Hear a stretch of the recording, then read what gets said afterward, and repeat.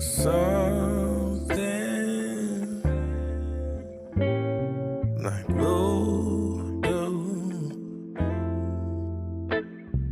that you do to me.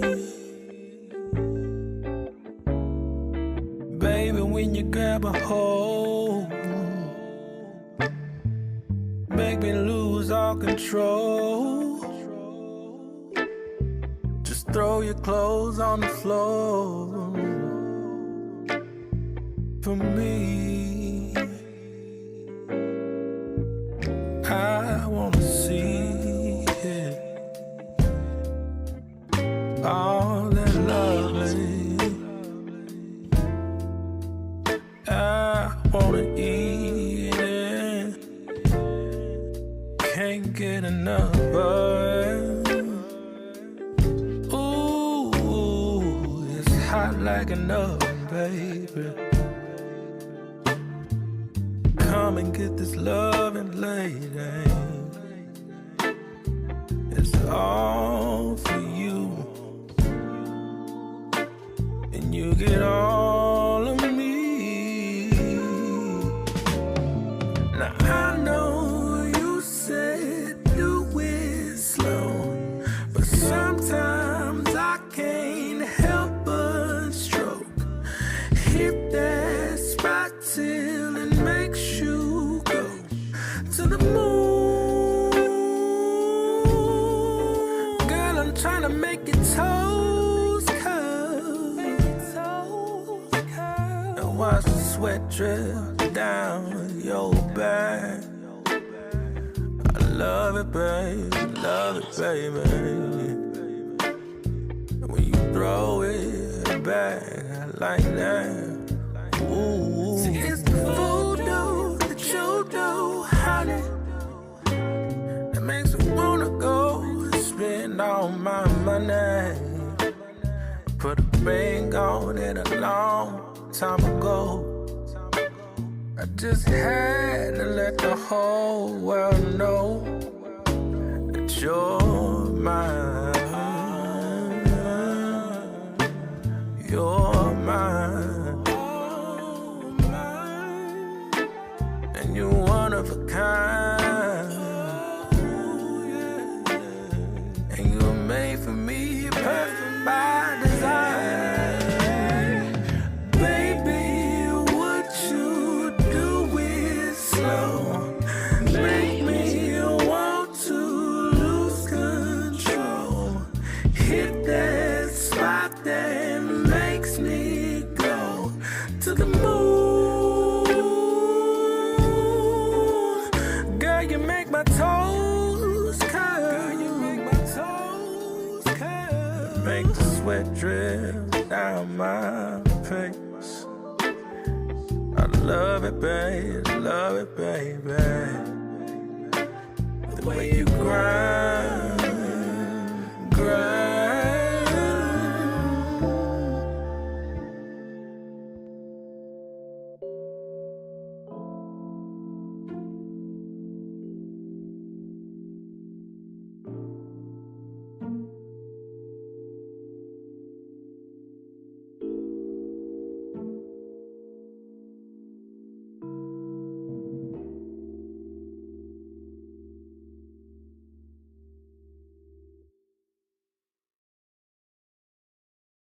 Yo, 14, you got another one.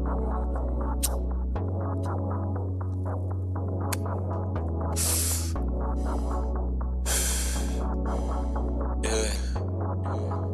Hey.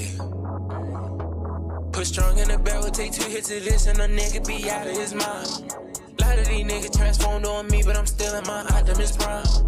I don't skateboard much no more, but I still be all on my grind. Brand new rollie, I don't even wear much, cause bitch be wasting my time. It's the return of the man. Niggas be sending them shots at me, you know we sending them back. Spinning your bed with a man. It's the return of the man. Bitches be hitting my line all day, and I'm never hitting them back. It's the return of the man. Ain't fuck with me when I was down, now they say I'm up and they wanna come round. I left them niggas to fend for theyself. Like PLP, hold it down. When I had started with all of this music, they ain't one hit, they told me right now. It be the same host that sat down one right phone calling me Mr. right now. Ooh, to keep it 100, these niggas ain't really need bitches about fakers. They body these niggas, they only be tough on the molly. And I just got bitches thinking they somebody. These niggas see my wig and they try to ride it. I made me a song and they made me a profit, but you niggas broke. Put strong in the barrel, take 2 hits of this and a nigga be out of his mind. A lot of these niggas transformed on me, but I'm still in my Optimus Prime. I don't skateboard much no more, but I still be all on my grind. Brand new rollie, I don't even wear much, cause bitch be wasting my time. It's the return of the man. Niggas be sending them shots at me, you know we sending them back. Spending your bin with a man. It's the return of the man. Bitches be hitting my line all day, and I'm never hitting them back. It's the return of man. People, they change like Decepticon, that's why I'm better off standing myself. I'ma keep making money off all of this music, I'm building my fan generational wealth. Niggas bumping that brand new smoky, your shit hella dusty, your album is still on the shelf. Interviewer had asked me who do I owe thanks to, I told him God and then myself.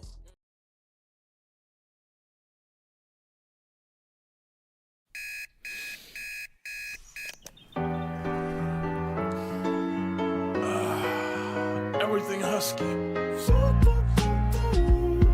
Good morning, it's another day, my friend. But soon the sunshine turns to moonlight, life goes It takes some time to say goodnight. You close your eyes to dream, next thing tomorrow's here. It's a brand new day, never hold on to hate. Cause you was placed here to be great. Please take your place. All queens got a seat at my table. Cause without y'all, then the man ain't able. Melanated queen, connected to the universe. And so I gotta thank my mom for my birth. If hate is the curse, then love is the remedy. So I send you love no matter creed or identity. Until infinity, look at you like you kin to me. Even when we disagree, yo, you still kin to me. In other words, I can't bring you no trouble, can't bring you no beef, don't wanna see you deceased. Now if I'm coming at you, I'm coming with a business plan. Cause every day I'm on some, yo, let's get this money, man. Yeah, and that's my real plans. I rest my head at night, I wake up, I got another plan. Good morning, it's another day, my friend. But soon the sunshine turns to moonlight, life goes It takes some time to say goodnight. You close your eyes to dream, next thing tomorrow's here. It's a lot of high rappers tell me why we don't get money together, but we'll kill each other over whatever. Running down the freeway, we gonna own down. If Black Lives Matter, why we gonna own down? That's why they laugh and they think that we clowns. They hear what we say, but see how we get down. We gotta change that now, right now to be exact. Cause hurting that man's moms is not where it's at now. Old school, new school, need to learn, yo. They put us in groups so they can make more dough. The young versus the old versus the young. Black versus white, you see the pattern, right? No unity, keep them all on some gutter-ish. This way they don't prosper and get rich. Yo, can't you see it's a trick? Just open your third eye and you'll see the full view of it. Now yo, what if the powers that be know that the real power lies within the people? That's us. And what if they using things like crayon colors, black and white, to separate the people? Hey, yo, you gotta wake up. Don't let them fool y'all. Spread love. Good morning, it's another day, my friend. But soon the sunshine turns to moonlight, life goes It takes some time to say goodnight. You close your eyes to dream, next thing tomorrow's. Good morning, it's another day, my friend. But soon the sunshine turns to moonlight, life goes All right, y'all know what to do. It takes some time to say Back in the building. close your eyes. Y'all drop a 1 in the chat if you can hear me. Drop a 1 in the chat if you can see me. Good morning, y'all. We're about to get into it. Love that song, man. Great way to start the day. We should be looking good. Let me see. Oh, here we go. Yeah, we're in here looking all crispy and clean on the screen. Excuse me. How's everybody doing, man? All right, I see y'all in here. Welcome back to another YouTube live stream and another episode of the Music Morning Show. I'm your host, ClassE Beats of ClassEbeats.com. Today we have some very interesting topics for y'all to check out. A little bit of conspiracy theory, a little bit of news, a little bit of drama. Y'all know how we do here on the Music Morning Show. But first, I want to say what's up to everybody in the chat. Y'all let me know how y'all are doing up in here. Who we got in the building? We've got Young Steppa. He says Steppa is back. Shout out to you, man. DJ Snoofu is up in here as well. Good to see you in here, Snoofu. Bizo Beats is in the building. We've got Floyd, the real deal. Neil is up in here too. Good to see you, man. Yeah, we had an amazing Memorial Day live stream yesterday.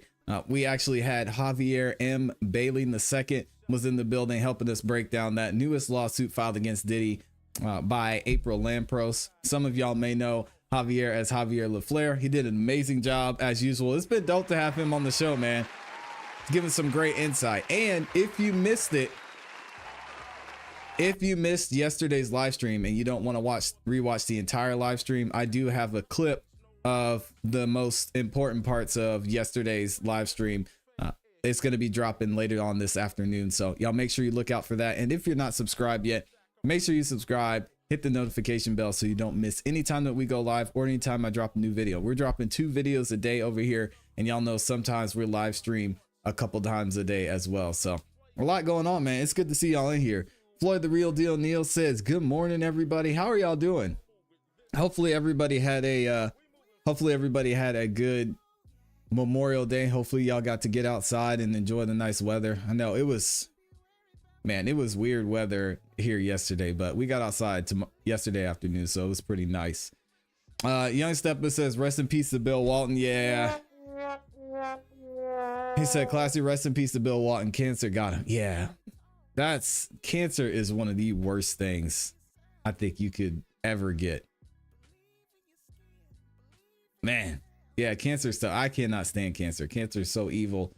Just your body betraying itself is terrible. But yeah, rest in peace to Bill Walton, one of the all-time greats, hands down for sure. And yeah, I know it'll be missed. So prayers go out to him and his family as well. Bizo Beat said, is we reviewing music today or is it just to catch us up to speed? Yep, it's just the news today. Which we're moving in a different direction with the morning show. In case y'all haven't noticed, we haven't been doing as many music reviews because not next week, but the week after next, we're actually going to be changing up things completely. So the morning show will be mainly music news, music conversations, things that are going on in the industry. We'll be talking about changes that are taking place in the industry, whether that be Spotify or things that are happening with TikTok. And then we will have a separate show that I will most likely do on the BandLab Engineer channel, to where we'll do more music reviews. All right, so that way you guys can have one live stream dedicated to doing the music reviews, and plus you always have the song of the night live as well. All right, so we'll give you guys some opportunity to get your music heard. Don't worry.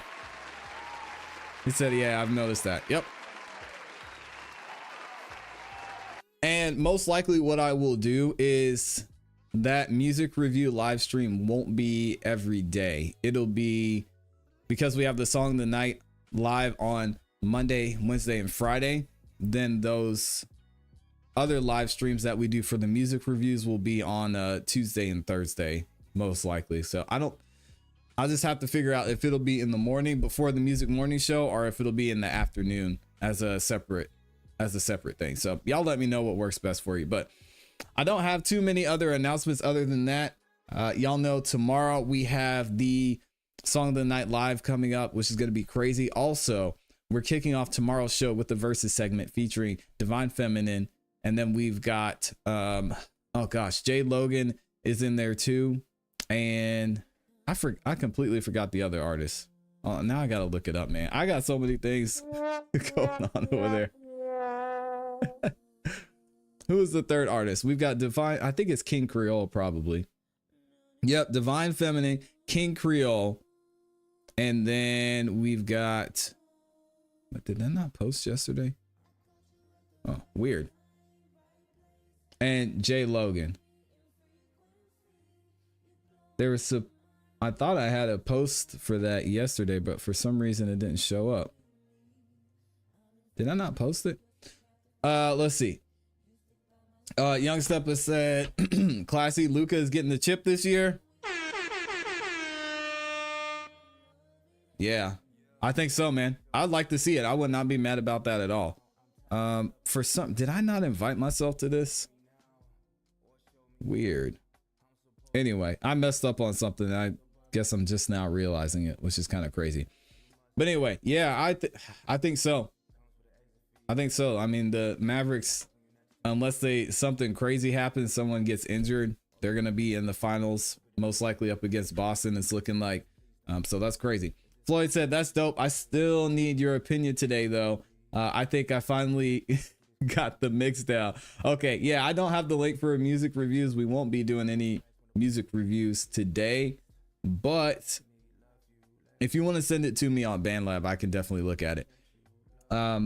Anyway, so we've got the Song of the Night live tomorrow, 8 p.m. Eastern Standard Time. Y'all know we've got the Versus Challenge on Wednesdays right before we start the show. So here are all the artists who are in the tournament right now. We've got Nick Flanagan, Lanisha Houston, Greg Dose, Lily, Dizzy Days, Hollywood Coast, Stizzy Too Hard, Puma Red, and Javier LaFleur. So tomorrow we will be picking the artist who's going to get that 10th spot, and they'll be facing off against Stizzy Too Hard in the first round as well. So we've got, let's see, 1, 2, 3, 4, 5, 6 more weeks left before the season 8 tournament. It's coming up quick, so y'all definitely get ready. Young Steppa said, everybody slept on us this year, said we wouldn't work out, and now we're about to sweep the second best team in the league. Hey, yo, chill. No.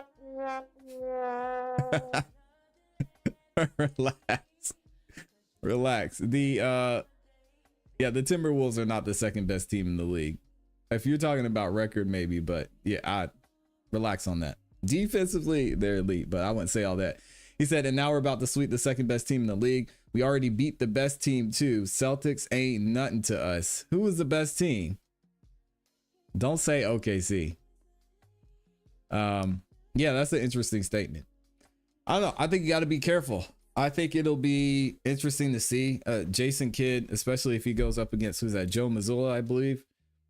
Boston Celtics. It'll be interesting to see because Kidd, he's got some good experience, and the Celtics, they have experience being in the finals as well. Only experience that the Mavericks have would be in Kyrie for the most part. So I don't know. It'll be interesting to see what happens for sure. But yeah, I'll definitely check it out. Which I guess they have. Do they have a game tonight? Let's see. I think the Mavericks are playing the Timberwolves tonight. Right? Yeah, they're playing tonight at 8:30.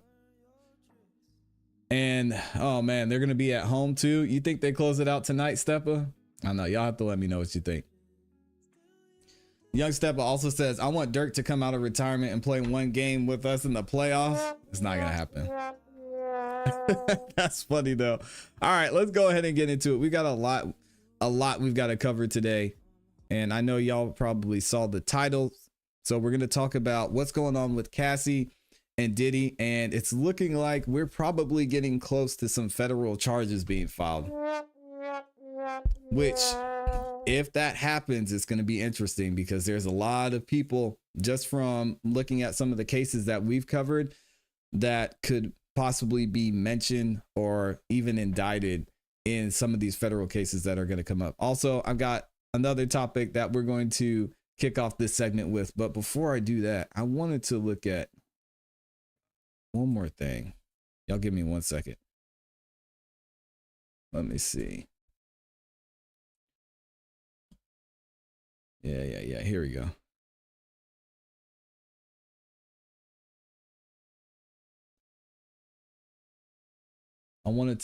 I was missing one more thing here.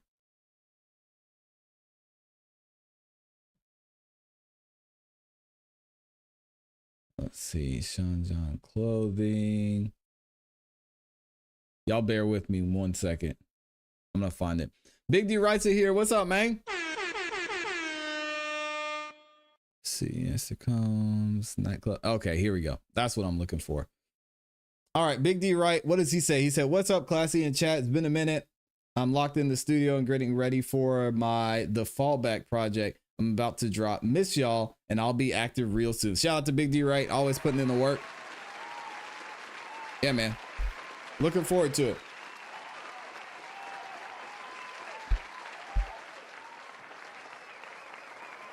Looking forward to it, man. Definitely looking forward to hearing some new music from you. That's gonna be dope. You'll have to let us know. Yeah, let us know when you plan on releasing it so I can harass you and get ready for it. Young Steppa said, "It's home. We don't lose at home. I've already got 3 finals tickets ready to be bought for the Mavericks." Hey, just go ahead and get them, man. They don't have them. You can't order them yet.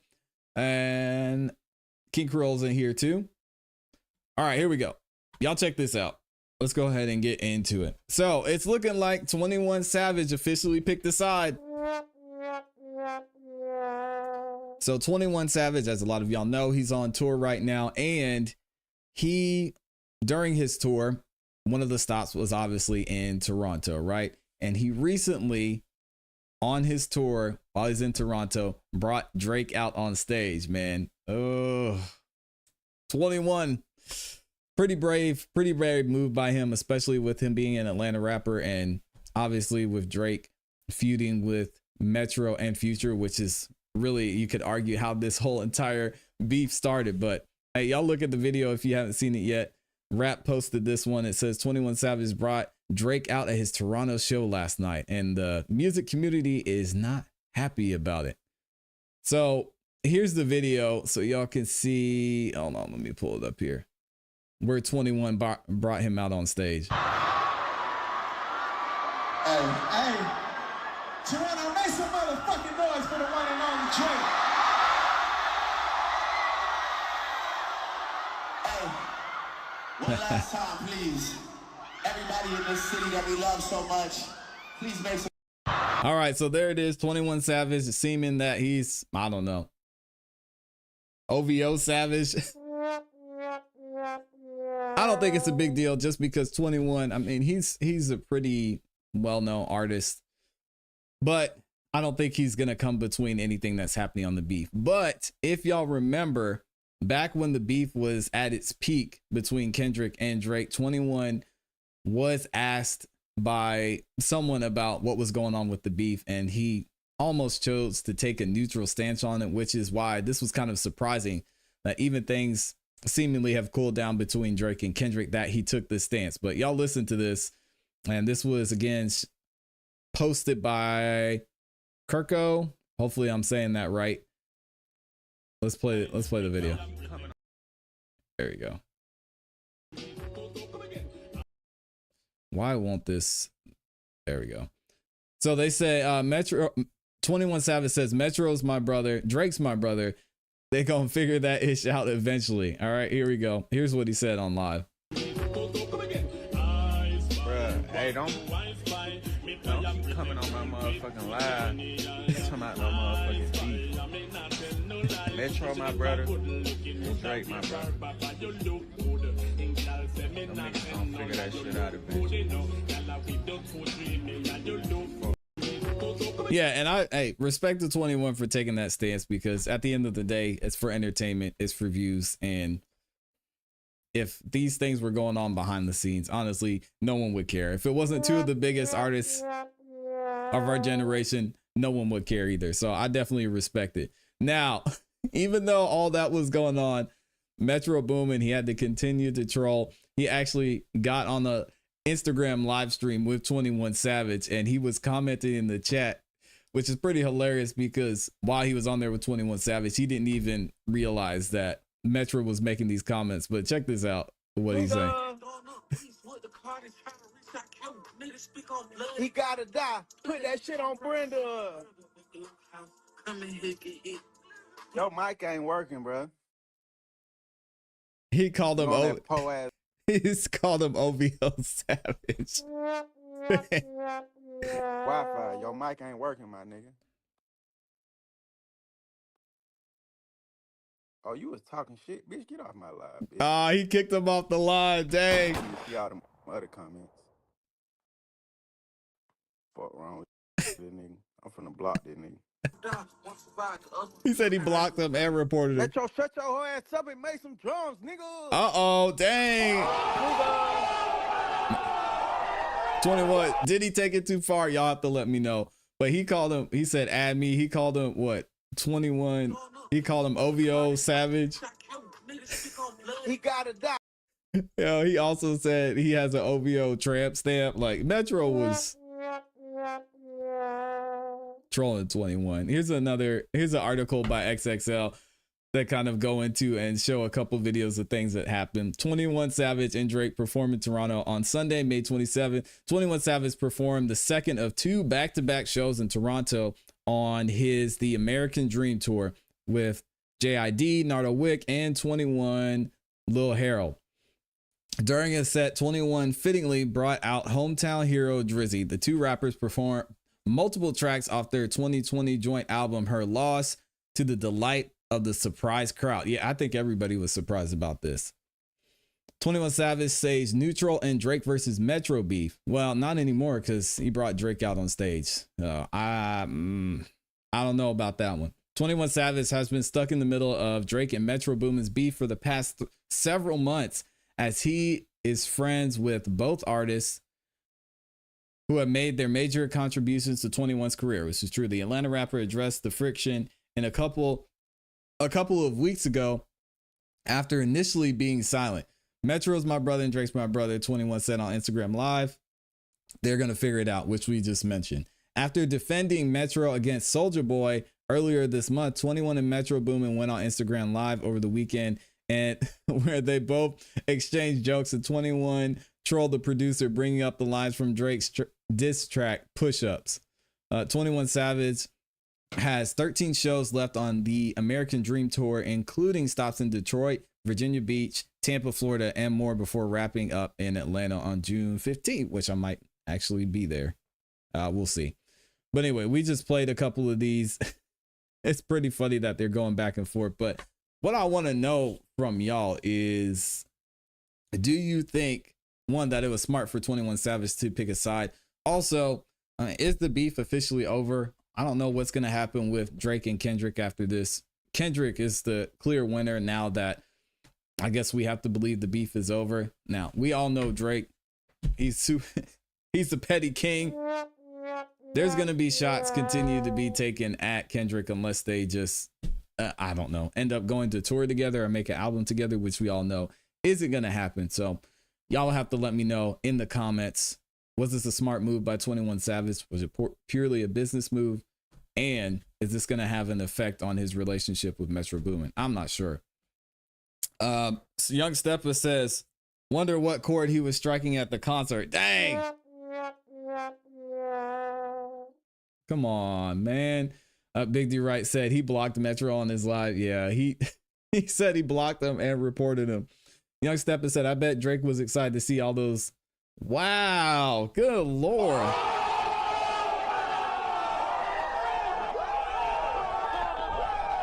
Oh, that was unnecessary, man. There's nothing. Yeah, y'all gotta let that one go, man. But hey, I guess there's a hit song out talking about it, so we're not going. The allegations aren't going anywhere anytime soon. All right, now for our main event. This is a big one, y'all. So I know you guys saw the title of today's live stream. We're gonna be talking about Cassie and Diddy again. There's some more information that is starting to resurface from the entire cases that were leaked, and some things that have been forgotten when it comes to Diddy's house being raided and the possible federal case that might be brought against him pretty soon, which I want to see. I actually put a poll over on the Classy Beats YouTube channel and the community side. If y'all haven't seen it yet, make sure you go over to my YouTube channel and vote on this poll. So the question I asked, and let me pull it over here so y'all can see it. As I said, could Cassie face charges if a federal case is brought against Diddy? Now, 385 people answered this poll, and it looks like the majority of them are saying yes. They're saying yes. She knew what was going on. Now, out of 385, it's a 58-42 split. So 42% say no, she's innocent. Now, I want y'all to let me know what you think in the comments and in the chat. Is Cassie innocent, especially once federal charges are brought up? Because with the federal charges, there's so much that could be in there. And if she was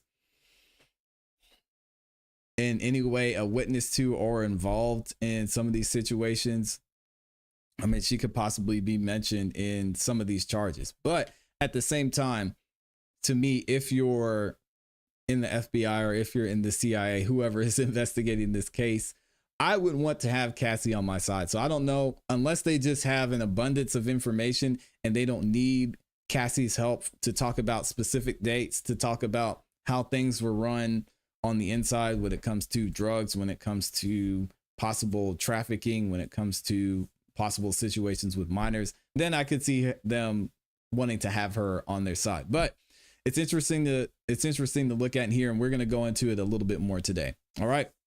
So Cassie is possibly facing some federal charges with this new Diddy lawsuit, or with this new Diddy case, especially in light of his house being raided. We're going to read this article by News Nation, which talks about some of the things that we're actually seeing and some of the things that may be introduced since Diddy's house was raided. All right. So shout out to News Nation for this article. They say what we know after Diddy's houses, plural, were raided. 1. The federal authorities raided Diddy's home in March. Diddy has not been arrested or charged, which we know these things take time. So unless there was something glaring or they're still building their case, they're not going to arrest him right away. Legal experts say charges against Diddy are building. Oh, yeah. And I've heard this from multiple sources. We're going to listen to a video from one here shortly. Nearly 2 months after two homes belonging to hip hop mogul Sean Diddy Combs were raided by federal investigators, law enforcement has released few details as to potential charges the music producer could be facing. Department of Homeland Security agents conducted the raids on March 25th at Combs' multi-million-dollar mansion in LA and his Miami waterfront home. The raids came as the producer faces a mounting list of civil lawsuits, still going strong too, that allege abuse and assault by multiple victims spanning over 30 years. Combs has denied all the allegations. Why was Diddy's house raided? While federal authorities have given sparse public statement as to what prompted the raids, News Nation affiliate WPIX reported they were part of ongoing trafficking investigations. That is not good. Not good at all. Authorities also reportedly widening their probe to include potential witness intimidation, assault, and firearm violations, according to a New York Post report. Dang. In an interview on News Nation Prime in March, Dana Kennedy of the New York Post said their Homeland Security sources indicated the investigation into Combs is the tip of the iceberg and that nothing is off the table. So to me, this would include all types of charges, as we mentioned before, and also other celebrities and people who may have been involved in this, which is wild to think of. What happened during the raids on Diddy's home? Investigators seized firearms and phones belonging to Combs, though it was unclear how many devices were confiscated, along with a heavy presence of police officers wearing protective gear and weapons. We watched that video of them raiding his home, saw some of the people who were arrested outside as well. Command trucks were parked outside of both properties. Combs' sons, Justin and Christian King Combs, were handcuffed during the raid at their father's Los Angeles home. Justin's mother said she had retained high-profile attorney Jeffrey Lichman, hopefully I'm saying that right, to look into the excessive use of force. Oh man, used on Justin and Christian during the raid. which she called unnecessarily and certainly not required by this search warrant. I think that would be hard to prove, especially if with some of the implications and with the evidence that they have so far. The force used against my sons, Justin and Christian, is deplorable. Okay. She goes on to complain about it. I don't see anything coming out of that. All right. And then what accusations is Diddy facing? Now, this is important. And could they be part of the raids? The music producer has been slapped with 5 civil suits. And this is an older one because now it's up to 8, I believe. The music producer has been slapped with civil suits in the last 5 months, each containing a multitude of disturbing allegations. Singer Cassie Ventura, who had been in a decade-long relationship with Combs in the early 2000s, filed a lawsuit, as we know. She settled the lawsuit, and then the video footage was released by CNN. All right, 2 days later, we know he said the apology. And then shortly after that, we have the other lawsuits that were filed by April Lampros and a couple other lawsuits in there as well. Let's see. TMZ reported Ventura worked with the federal and guest investigators for 4 weeks. Now, this is important here, and we're going to get into why it's important here in a second. She worked with federal investigators for 2 weeks, potentially even before the raids. Oh, man. The outlet reported that she may have helped investigators establish probable cause to obtain search warrants. So it sounded like they are already involving Cassie in the investigation. What she got out of that, I don't know if we'll ever know, but it'll be interesting to see if something comes out from that. In February, music producer Rodney Jones, that's Lil Rod, filed a lawsuit as well. In the lawsuit, a woman said in other lawsuits, a woman said the rap producer trafficked and assaulted her 2 decades ago when she was 17. And then there's the other lawsuits mentioned there. Oh, man. So this is getting into some of the things that Diddy is facing. Could Diddy be arrested? Diddy was not arrested for any criminal conduct, but charges could be forthcoming, legal experts say. They clearly have probable cause to believe that a federal crime has been committed and that evidence of that crime or multiple crimes would be found in the 2 locations that they searched. This is big news, and if I'm P. Diddy or his lawyers, I'd be very concerned at this point, says Nadia Shinhata, who prosecuted R. Kelly. Oh, I did not know that. All right. So when it comes to people who were involved and who were in and around Diddy at this point, it's interesting to see that all of this is going on, because I'm sure a lot of people who were at those parties are getting a little bit nervous, because if you think of all the people he was connected with, all the celebrities that had been in and out of his houses, if some of this stuff goes down and then there's pictures and videos of them being at the house, this is not going to look good on them or their reputation as well.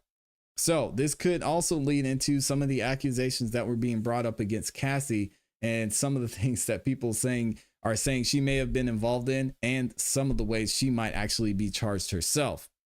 Now, we watched this video the other day. I think it was last week. And when I first heard this, I thought it was crazy, but something kind of stuck with me from this. And it's just the way the wording was phrased. I want y'all to listen to it. You let me know what you think, and we'll move into the next part of this segment. Ain't nobody got the courage to stick up for Puff. I do. What do you mean? That was the crazy part. What? Nobody's sticking up for Puff right now. And I'll play the video all the way through. But it's interesting that no one has come out and spoken in his defense. I mean, he had so many people who were close to them, and everybody's quiet. I think Cassie and everyone who's filed lawsuits are the only ones who have spoken out so far, which to me is a little bit strange. Ain't nobody got the courage to stick up for Puff. I do. What do you mean? Go ahead. Hey, man, Cassie, you wasn't here, so I want him to hear this. Cassie ain't the bitch y'all think she is. I always say this, Dang. man. Domestic violence is not always abuse, because some bitches like to fight. Cassie is the Oh same my God. woman that would go to Puff Daddy's house while Kim Porter was alive and watch Puffy beat on Kim, cuss Kim out, abuse Kim, and laugh at Kim.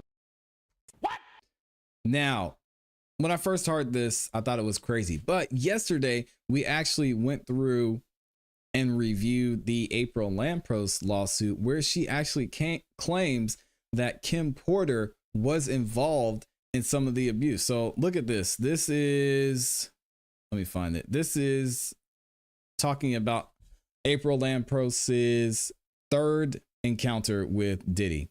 And look what happens here. One night in 1996, Diddy ordered April to his Manhattan apartment. Diddy's residence was at this location. When April arrived, Kim Porter and 2 other people were present. This is in 1996. Diddy introduced the women. They went to a nightclub. After the club closed, they returned to Mr. Combs' apartment and they began a night of drinking. A couple hours into the evening, Diddy forced Kim and April to take ecstasy. And then y'all know what happens after that. Kim and April did some stuff together. Now, later on down the road, there was actually a point where Kim was showing some type of disdain or animosity towards April.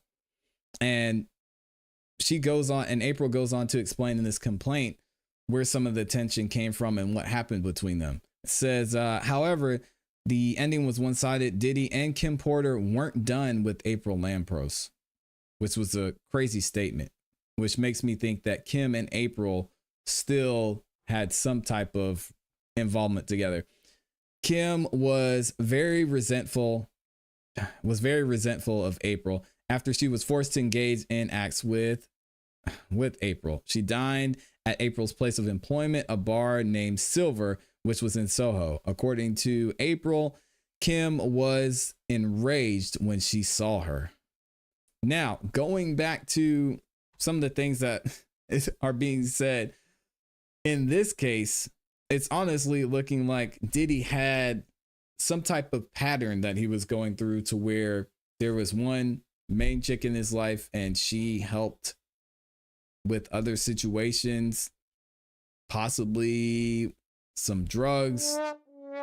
We even heard in Cassie's lawsuit case that he had her make phone calls and bring certain people over. So it's going to be interesting to see if Cassie was involved in some type of abuse or in drugs in her case.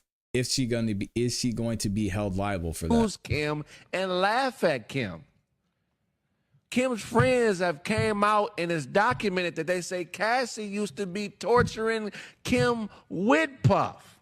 Uh-oh. She is not this victim broad that everybody is making her out to be. This is a treacherous bitch. Anytime a woman that is that beautiful is dating a nigga that is that regular looking, she's hustling her pussy. This is a woman that hustles vagina, and we treating her like she a Claire Huxtable or a respectable everyday woman. This bitch is a libido whore. She's libido hungry, and she's money hungry, and she's eating, sucking, and fucking on anybody that got the paper. That $30 million settlement she got, a portion of that should go to Kim's kids. Jesus, man. Hey, yo. All right, now let me see what Amy said. Amy's in the building. Good morning, Amy. She says he said he wanted to stick up for Diddy. Then he implicated by saying he was beating on Kim, etc. Diddy still put his hands on a woman, and all he did was further confirm Diddy has a temper. Yep, I agree. Big Maul is in here too. Says, what's the word, chat? Good morning, y'all. Good to see y'all in here. So that's an interesting statement. Obviously, as I said yesterday, I think this statement is crazy, but could there possibly be some truth there? Well, we're going to look into what some of the lawyers who are involved in this case and cases similar to this are thinking and what they see possibly happening down the road. And it could be that Cassie did have something going on behind the scenes. She was maybe involved in some of the drugs and possible abuse, as was mentioned in the last video. Let's see what this lawyer is saying. Now, this is Bradford Cohen. DJ Academics brought him onto his channel to kind of talk about how the legal things work, similar to what we're doing here, and what possibly could be the moves that the FBI and Homeland Security are making behind the scenes to set up this federal Diddy case. Sure. So, like, if I'm the client, I'm Diddy, right? Granted, it's rumored that I'm a billionaire, all this type of stuff. I don't know how the negotiation process goes, but it's like, yo, this chick wants $50 million. Like, even if you're my lawyer, how do you even, like, wrap my mind around it to say, Sean, or Brother Love, whatever you want to call him, you're better off settling than going to, because I might be so arrogant and pompous. I'm like, before I pay her $50 million, I'll fight her to death. You know? Yeah, and listen, there's some instances where that is a smart move, and I've said this before. You know, I didn't make my reputation on settling cases. I made my reputation on you know, hurting people in the courtroom and making sure that, you know, this individual gets hurt enough where the next person who's thinking about doing that says, hey, let's not do that, because that's not a good idea. So there are times, it's just like Kenny Rogers says, you got to know when to hold them and know when to fold them.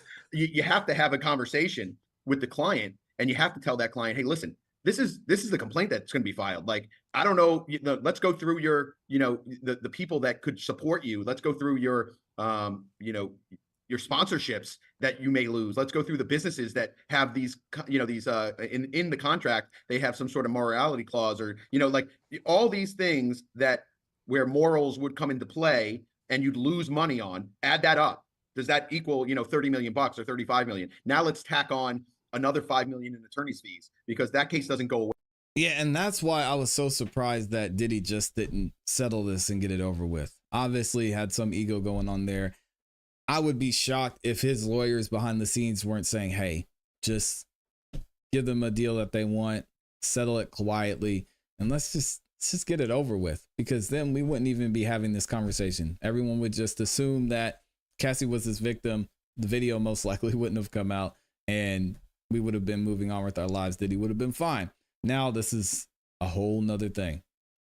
Tomorrow, you need a team of attorneys on a case like that to handle it properly. You need expert witnesses. You know, you start going through litigation fees, just that alone, you know, you're looking at 5 million bucks, 4 million bucks, and then you start adding up what you're going to lose in sponsorships, what you're going to lose in business deals, and the possible ding on your reputation. Not to mention, once she files that complaint, it's open season.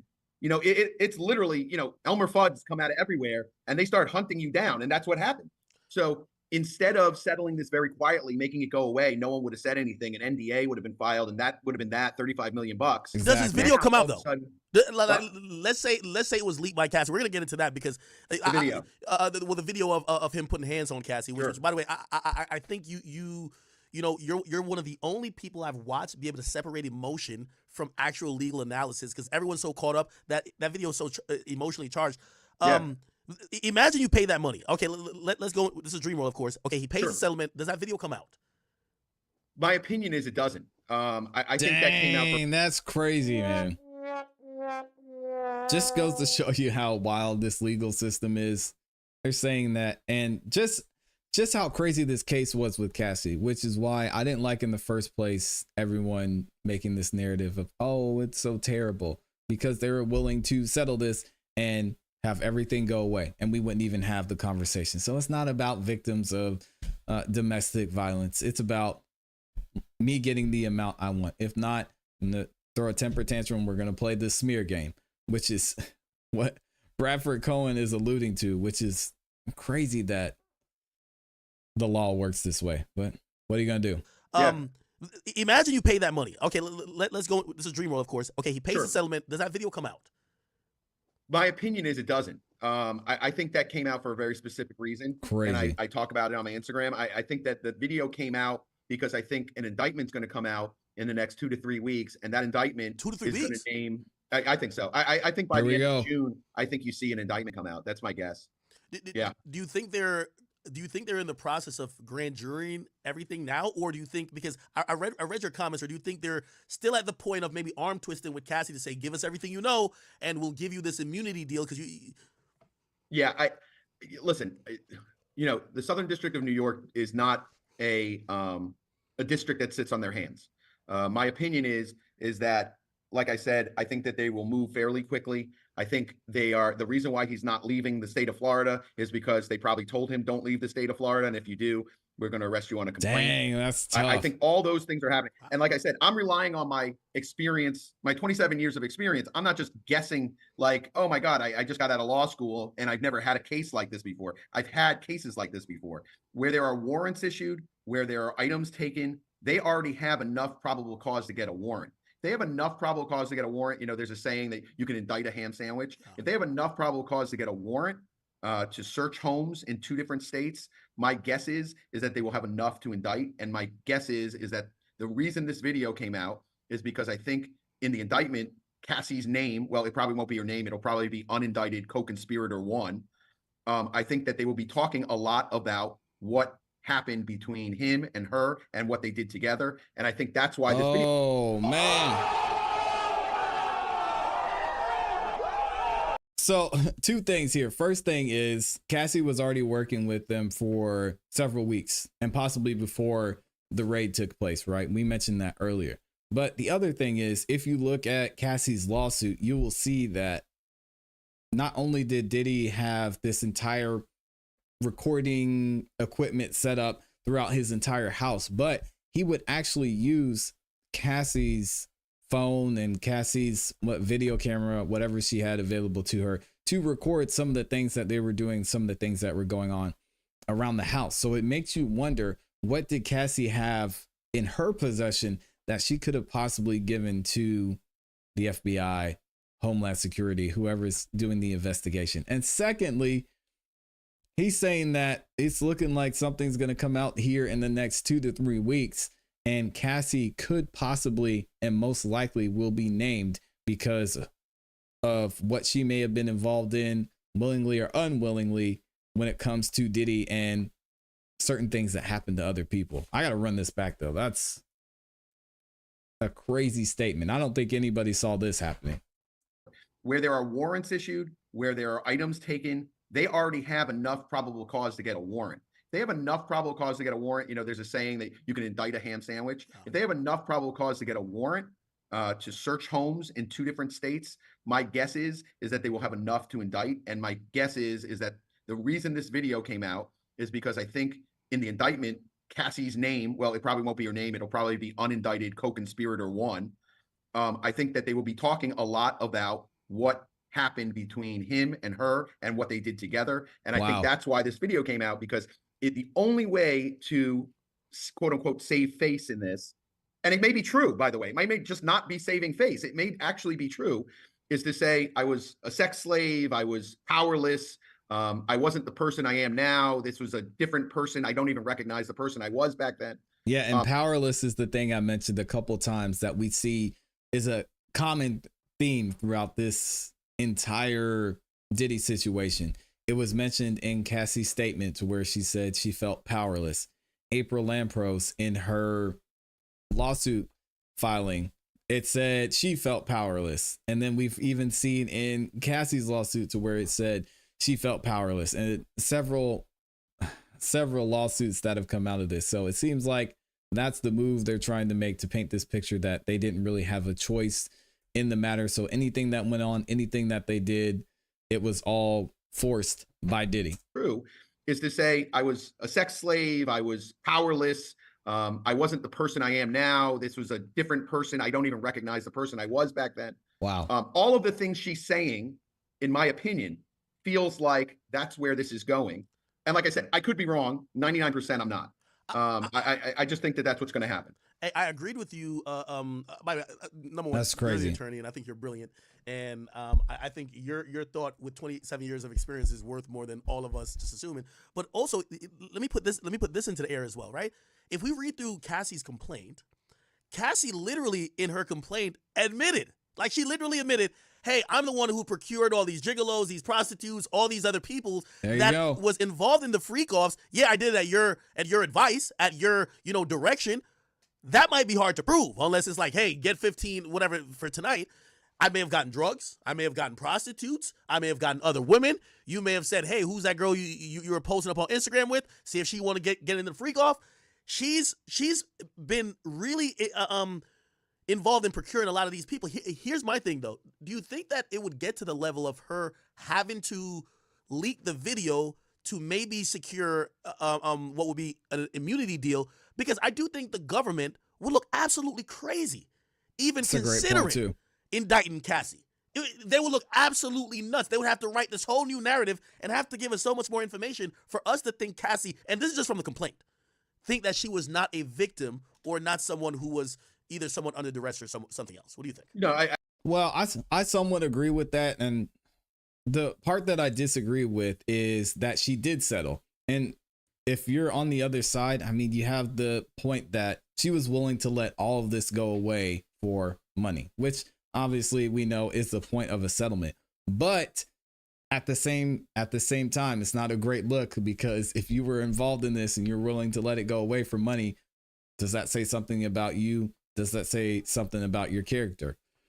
So I get what academics is saying, but I don't know. I still could see them putting her and listing her in some type of indictment, but we'll see what the lawyer says. He's a professional, 27 plus years. So what does he have to say? They have to give us so much more information for us to think Cassie, and this is just from the complaint, think that she was not a victim or not someone who was either someone under duress or something else. What do you think? No, I agree with that. I don't think they could in any world indict Cassie with the evidence that's out there, with the complaint, with her knowledge. But then, and not only that, I don't know how great of a case they can put together against Sean Combs without her, right? Without her cooperating, right? You're talking about That's someone true. that is by his side 24/7 for years and years and years during when alleged shootings happen, when alleged something else happened. This is the person who's sleeping next to him. She literally is Sammy the Bull, right? So like, you can't get any closer to Sean Combs than her. So Yep. how do you put together a case without her? And you don't put together a case. You can't put together a case with, without giving her immunity. So if she hasn't, Unless he said, again, especially with lawyers, you have to listen to the wording. He said with the evidence that's available, there could be, the raid could have taken place and there could be a whole new amount of evidence that comes out. Now, I don't know how it works behind the scenes with them making deals and with them protecting her, if they'll protect her from everything, if they tell her where certain bodies are buried, I guess you could say.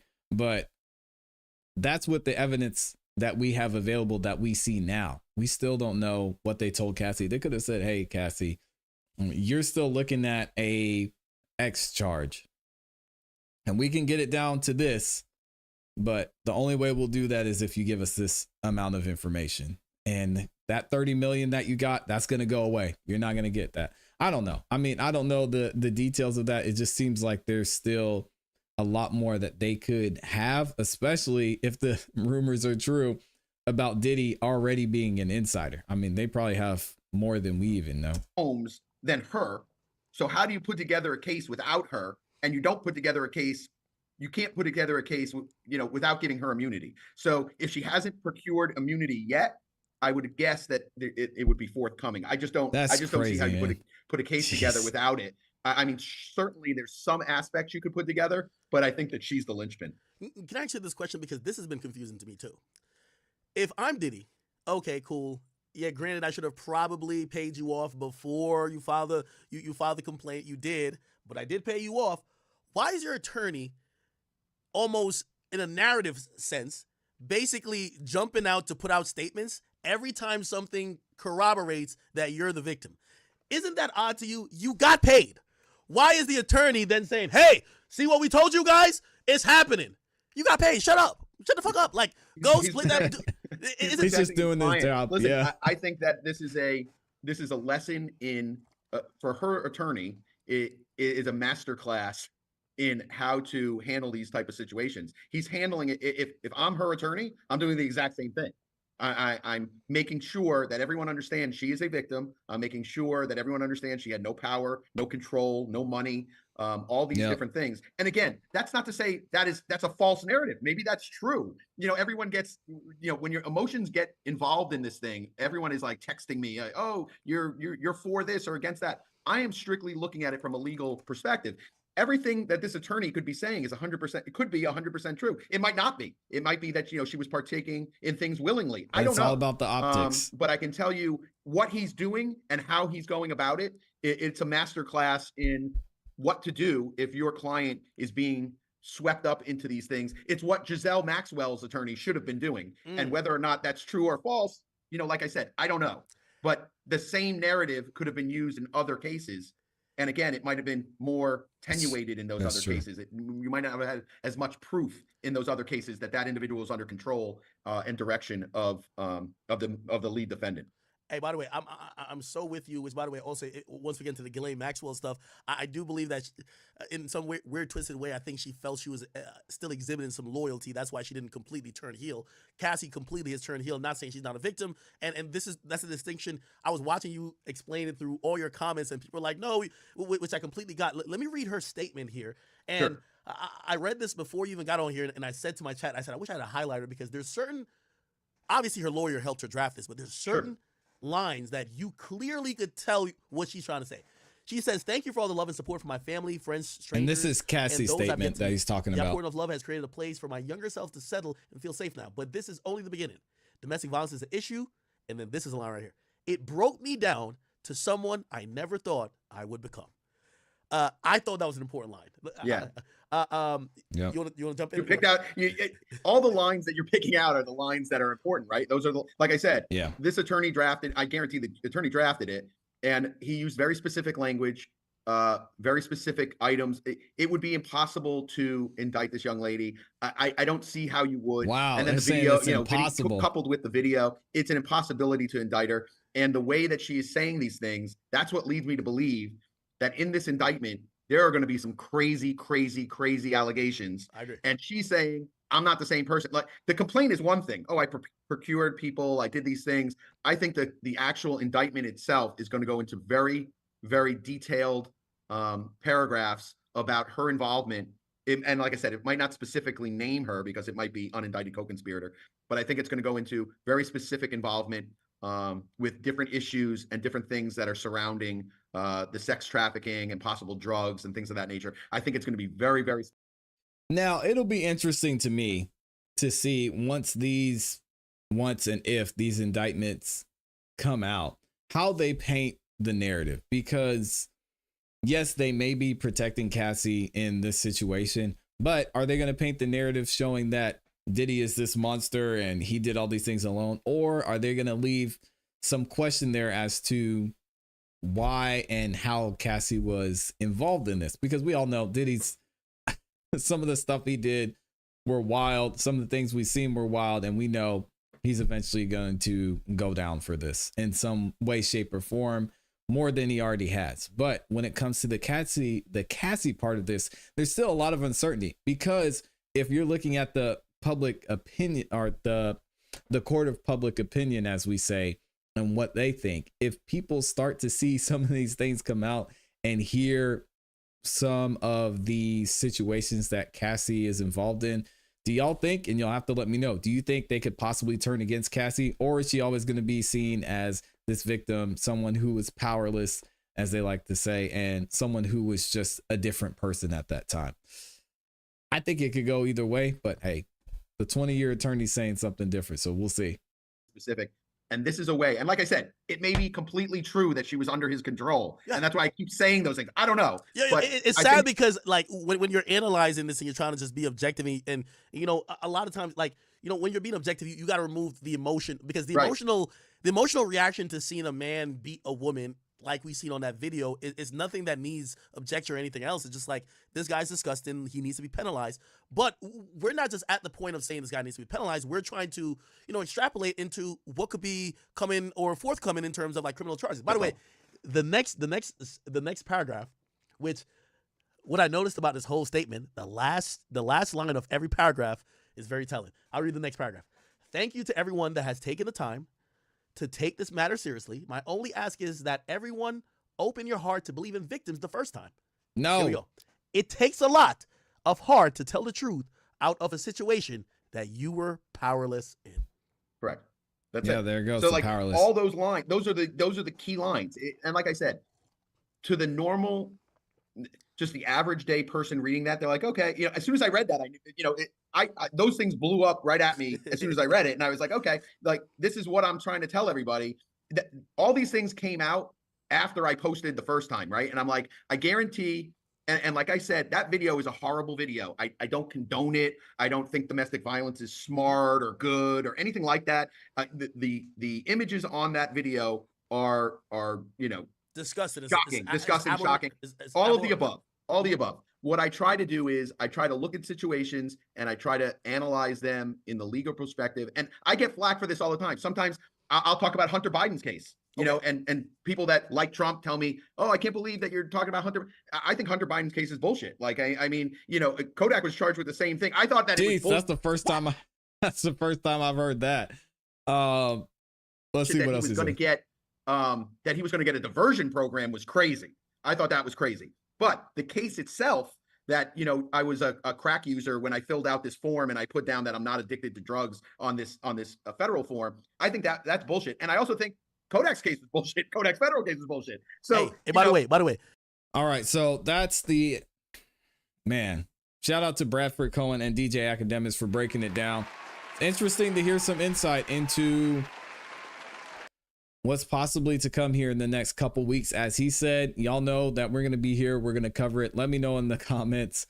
What do you think about this? Do you think Cassie could possibly be brought up in this next case that's going to come down against Diddy? Is there a lot more that we're going to hear? Is it something new? Is there something we can't even imagine? Are there other people in Hollywood who may even be indicted during this case? It's going to be interesting to see what happens. Amy says, nah, if she collabs with the feds, she will either be protected, is what I think you meant to say, or something will happen to her. Jeez. Top Shelf Mexicans in here. What's up, man? Good to see you in the building. He says, good morning, ClassE and speakers. He's saying what's up to Academics and Mr. Cohen over there. Amy says, doesn't matter. He omitted guilt by settling and giving her a dime. Amy, you think so? I disagree, man. Doesn't matter. He admitted guilt by settling and giving her a dime. And he clearly told us all the years ago he never laid a hand on Cassie. And we all know he lied about that. Yeah, I agree. He definitely lied. I don't agree he omitted guilt by settling, though. Or what do you mean omitted? Did you mean to say admitted?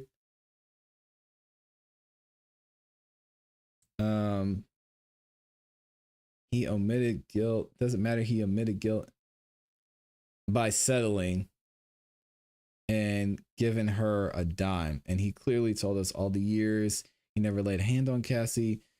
And we know he lied about that. Are you saying that he showed that he was guilty by settling? I don't think that's what you're saying, Amy. I'm probably missing it. Top Shelf Mexican says, no, she will cooperate with the feds and disappear.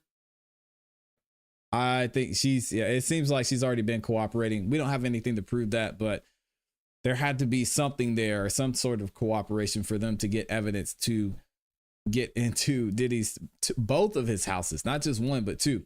Smokey the One's in the building. What's up, man? Good to see you in here. Now, I've got one more topic I want to get into, but if you guys want to call in, the link to call in is in the pinned comment and in the description as well. Y'all can call in, give your thoughts. If you think I was wrong about something, you can bring that up. If you got some smoke, you could also mention that as well. Let me move this over here so I can see y'all better.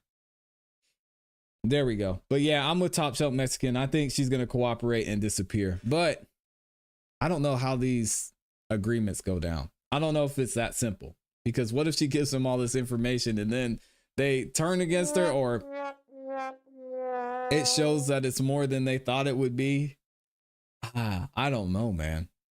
I don't know. It's wild. Big Mall says, Diddy gonna tell on everybody? Yeah, and Big Mall, a lot of people were saying he was an informant, right? They've been saying this for a long time. And even his former security guard was saying that as well. Just implying that he's been in contact with the feds. He knows people who are feds. He's done paperwork, federal paperwork, and had it submitted to them. So this might not be the end of Diddy either. Because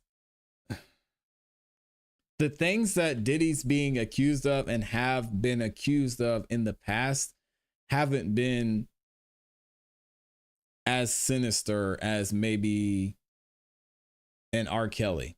Now, in some cases, they're saying maybe something happened with Justin Bieber and Usher when they were younger, but there's not really, from what we're seeing so far, any evidence to that. Now, when it comes to him being involved with adults and doing weird things and drugs, fine. But it seems like either those things he'll settle in civil court. I don't know. There's still so many questions we have. All right, let's get into this next part. Now, Candace Owens, a lot of y'all may know, has spoken out against Diddy for a long time, ever since everything went down with Cassie filing the lawsuit to some of the allegations out there. But she had some more insight into the allegations that he's possibly involved with the feds. And the reason he's taking all of this so easy and relaxing is because he knows that he's going to be good at the end of the day. And this was all just to get at certain people at different levels, because there's so many celebrities who were involved and close with Diddy, and politicians have been close and involved with him as well. You see athletes.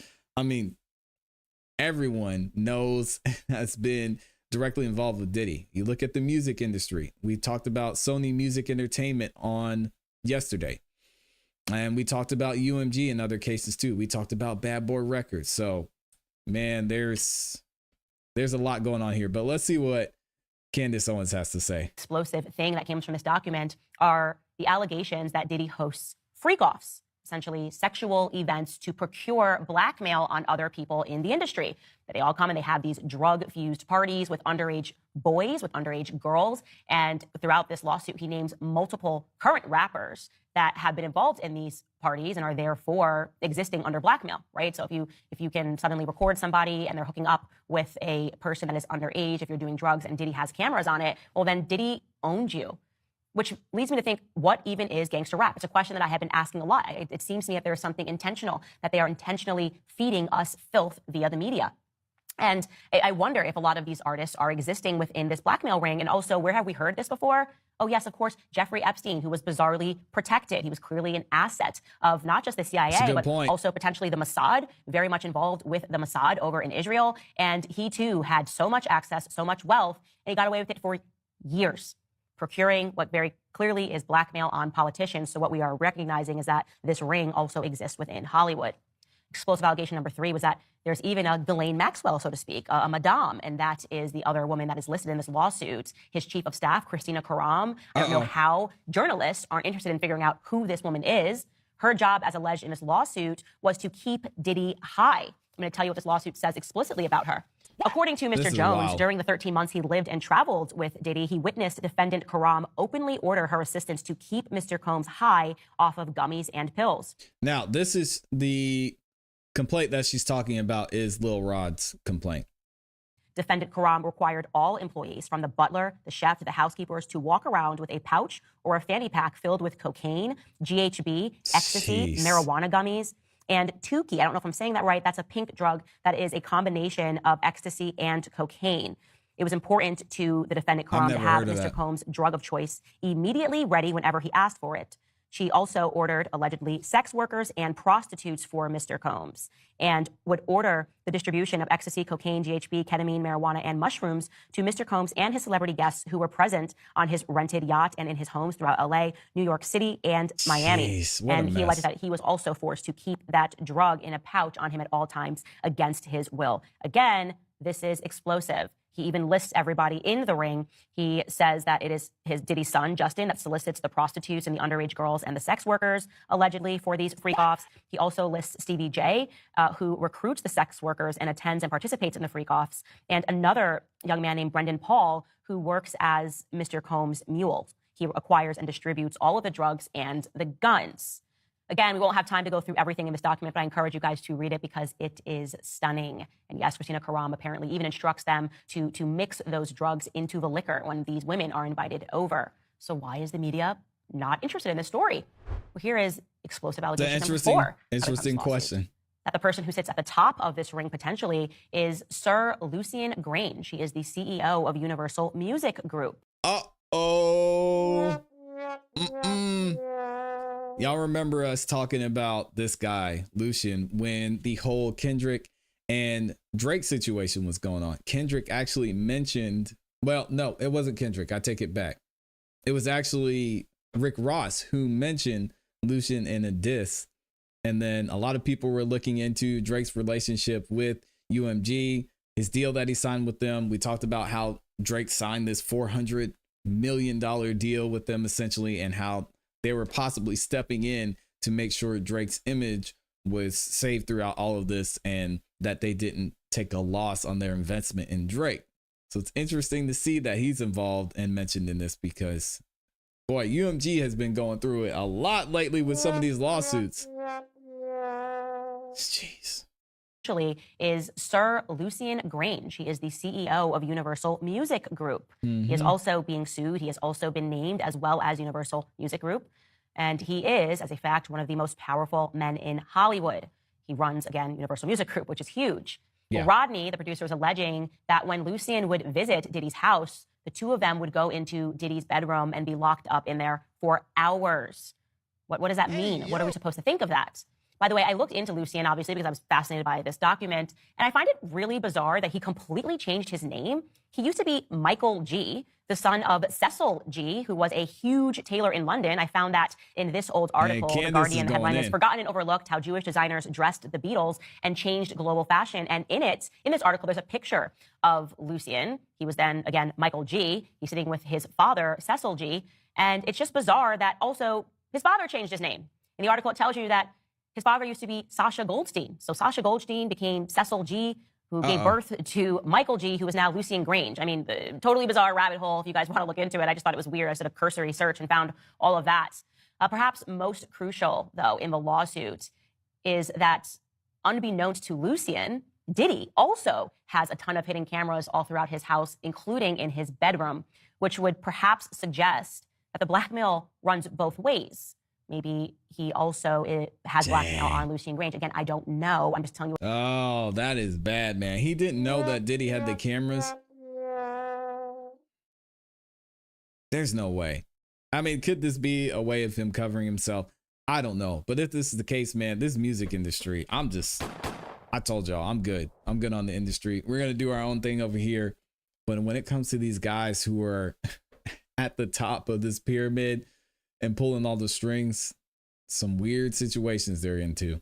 In his bedroom, which would perhaps suggest that the blackmail runs both ways. They might be trying to get Lucian out of here. It has blackmail on Lucian Grange. Again, I don't know. I'm just telling you what's in this lawsuit and what we can derive from it if these allegations are true. And again, the fact that there are so many photos in this document at least proves that he does have evidence of some sort.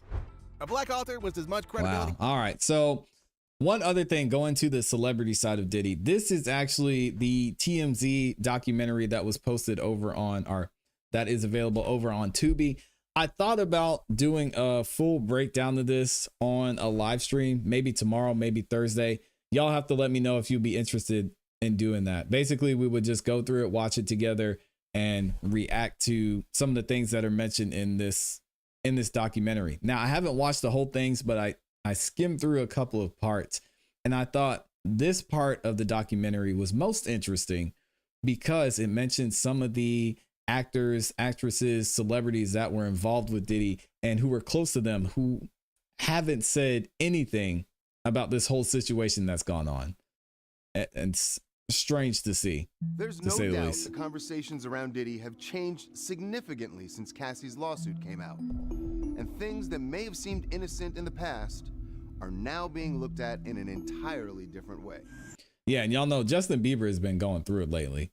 Some of the things he's been posting, the music he's been creating, it's been strange to say the least. You know, where we hanging out and what we doing, we can't really disclose. But it's definitely a 15-year-old's dream.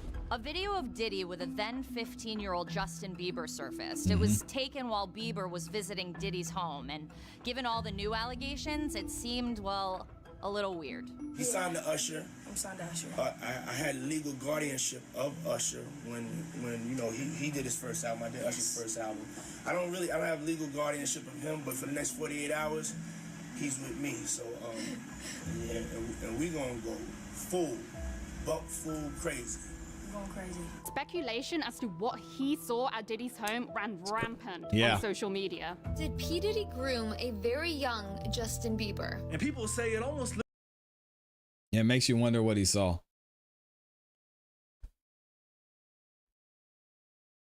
Uh-oh, this is loading. Hold on.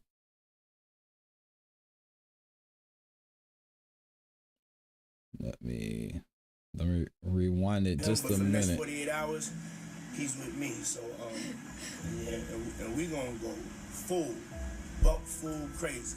Going crazy. Speculation as to what he saw at Diddy's home ran rampant on social media. Did P. Diddy groom a very young Justin Bieber? And people say it almost looks. Oh man, I might have to reload this. Y'all give me 1 second. I'm gonna try and reload it.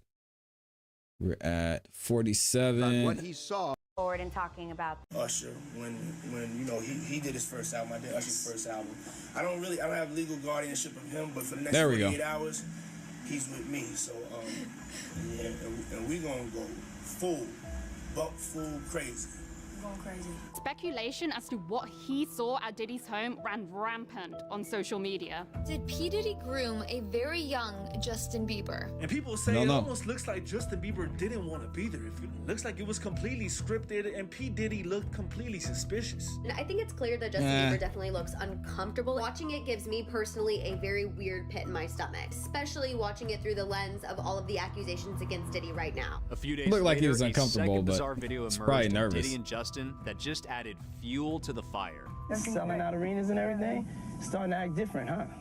You ain't been calling me and hanging out the way we used to hang out. Well, I mean, you try to get in contact with me, through all my, partners and whatnot. Yo, this is crazy. Justin Bieber's looking like a hostage over there. Dang, man, somebody get him out of there. Jesus. You never really got my number, so. Okay. My number? Then another video resurfaced and raised eyebrows. Usher talking to Howard Stern about what he saw when he moved in with Diddy when he was just 13. His manager sent him there to learn what life as a star was all about. I went there to see the lifestyle, and I saw it, and it was, but I don't know if I could indulge and understand what I was even looking at. Biggie Smalls was there. Biggie Smalls was there. Lil' Kim.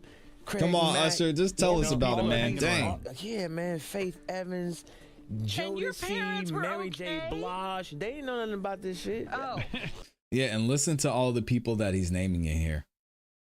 The majority of them are alive.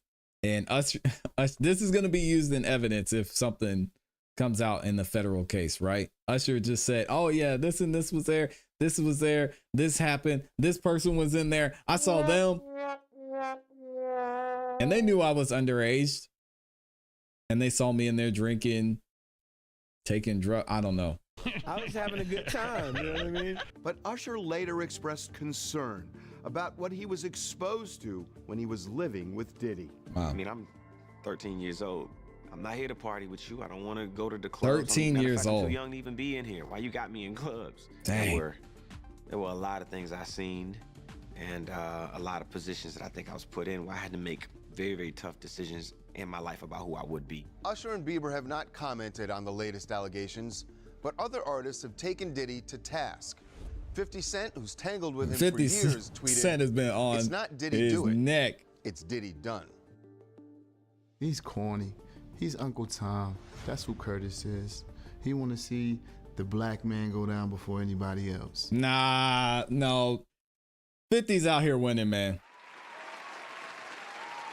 That man's out here winning.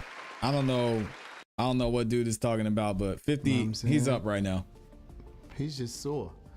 No, he's just not. sore because his baby mother is with Puff. Don't be sore. Don't be a hater. You know what I'm saying? Get greater.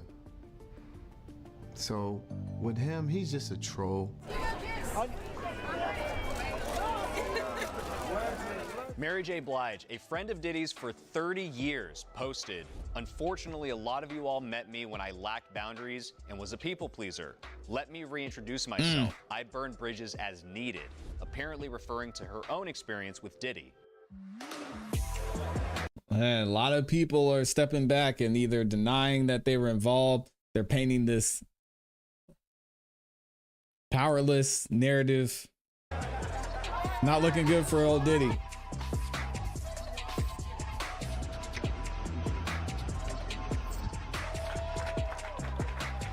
Jay-Z's another one they keep bringing up too. Diddy has befriended some of the biggest names in entertainment for decades, yet none of those stars have come out to defend him, not one.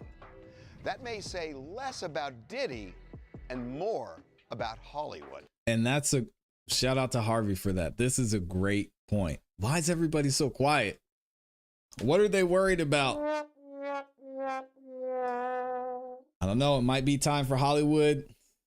Y'all might be getting exposed. I love how he said this though. I want to replay that.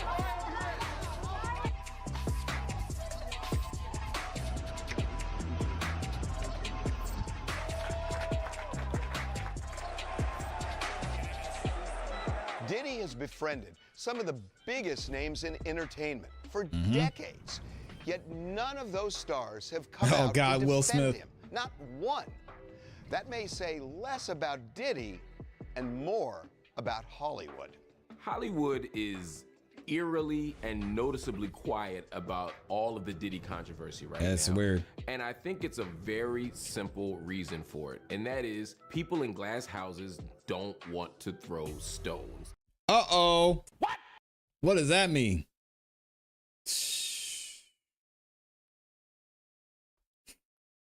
What has Diddy and Cassie seen?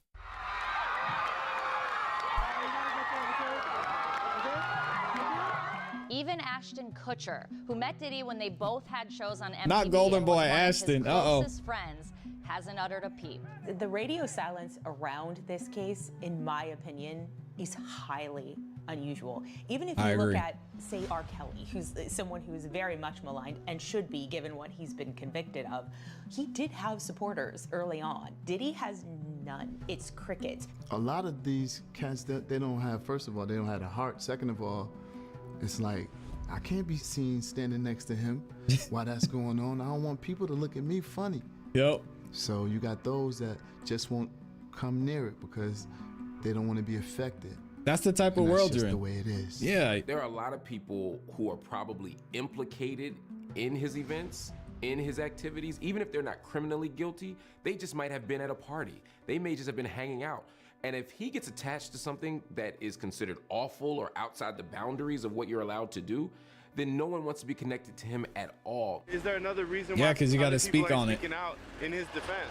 I think a lot of people are just trying to understand it. Understand what is and what's not, you know? Another reason people aren't coming to Diddy's defense, Diddy was allegedly obsessed with recording everything that went on in his homes.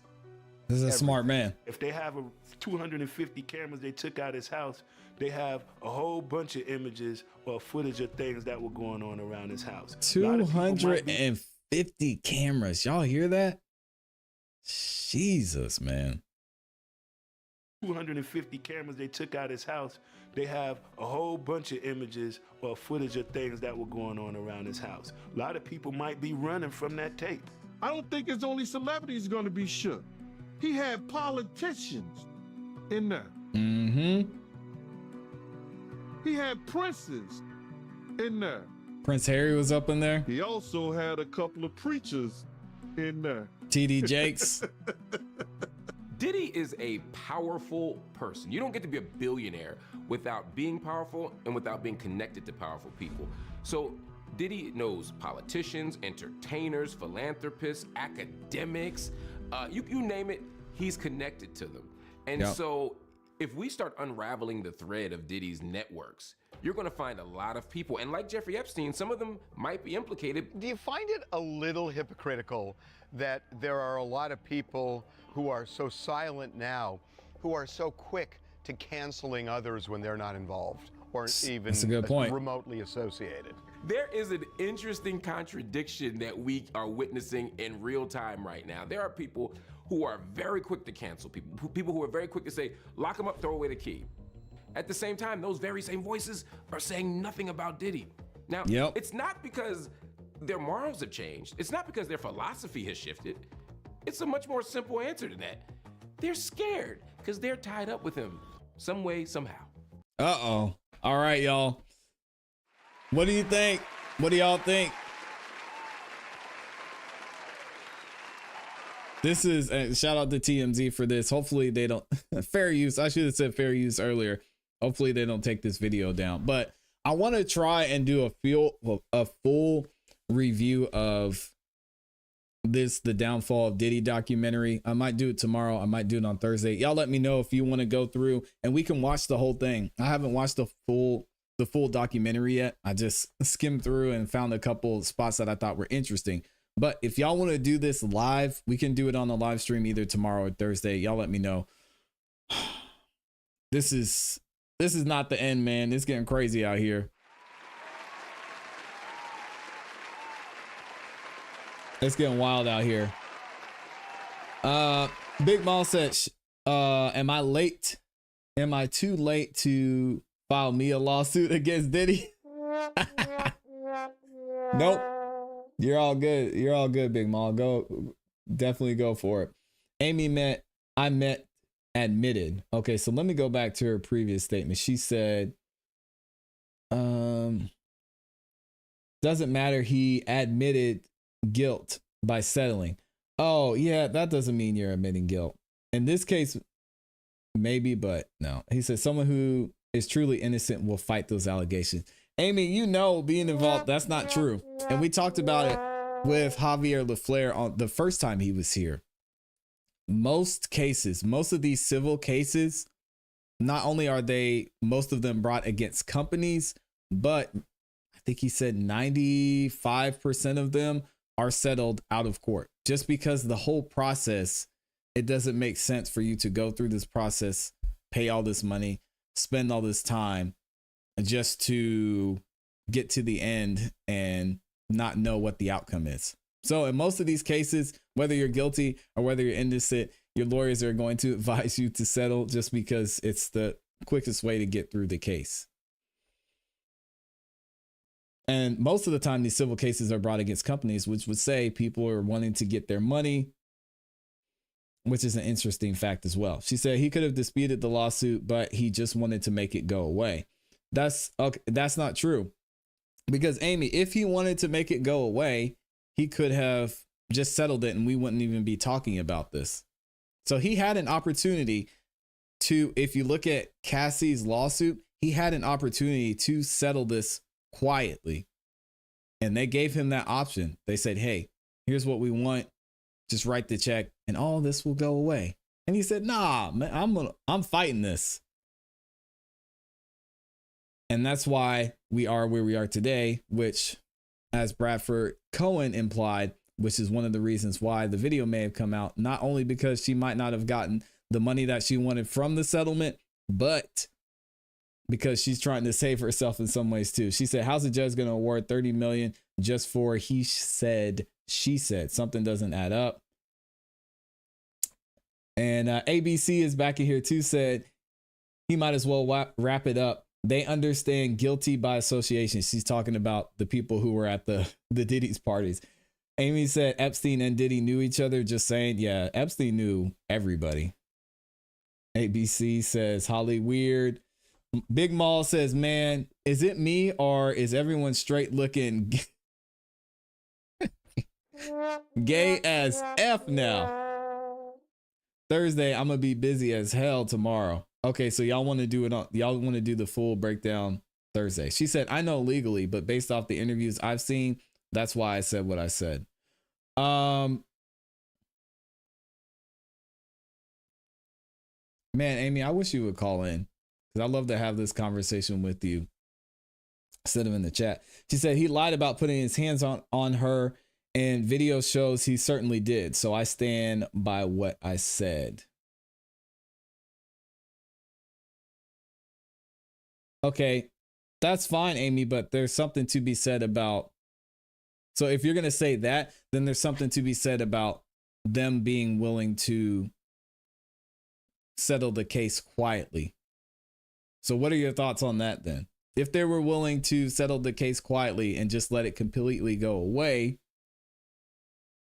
if you're going to say he looked guilty because he lied, then to me,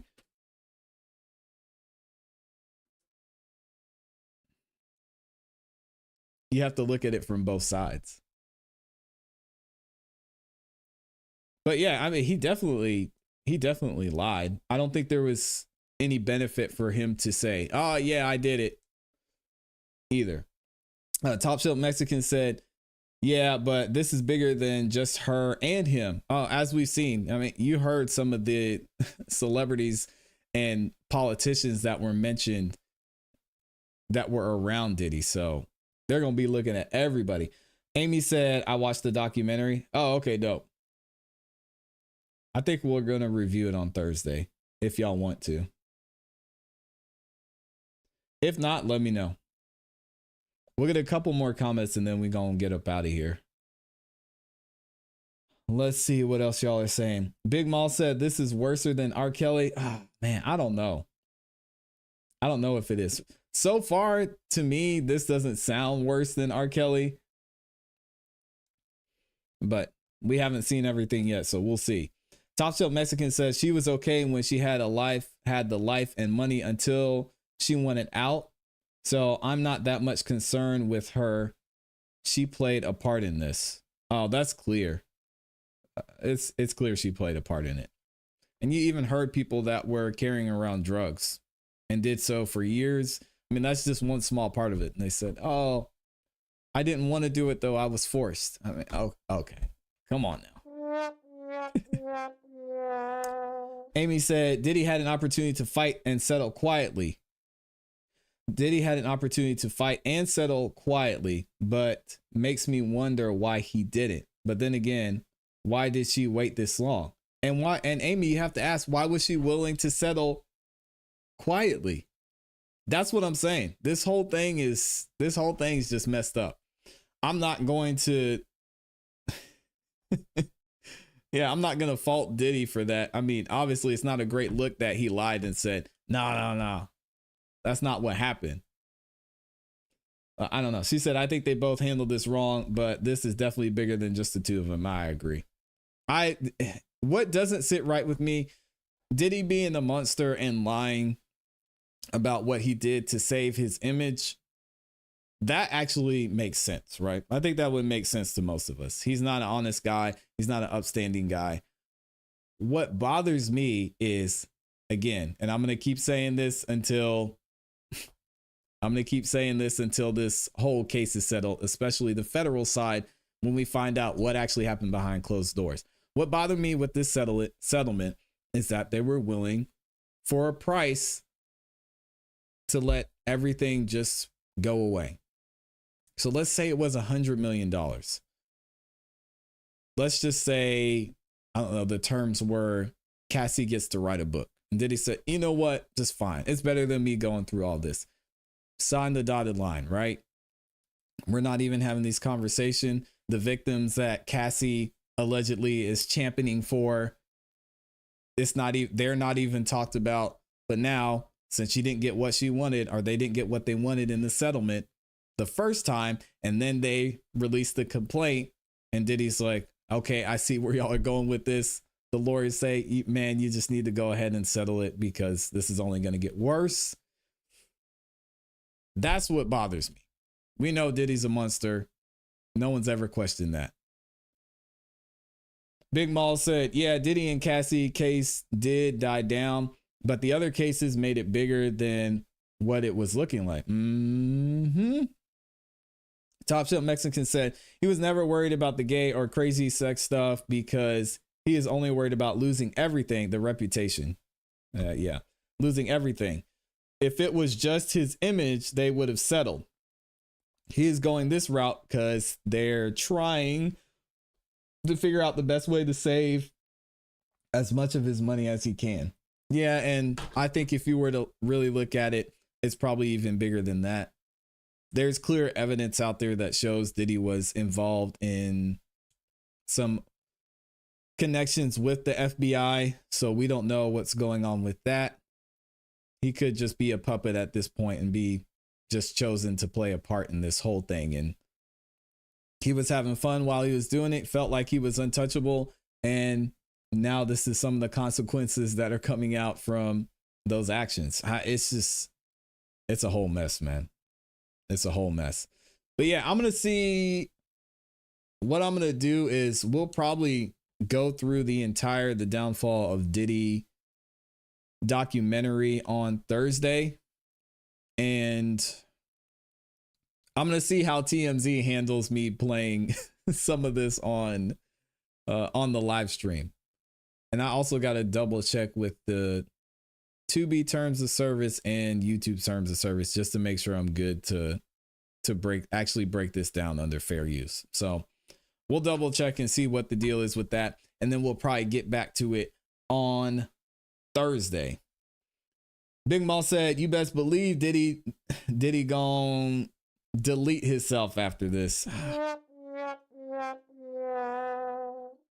Yeah, at this point, we've already seen, if that's the case, we've seen that movie how many times?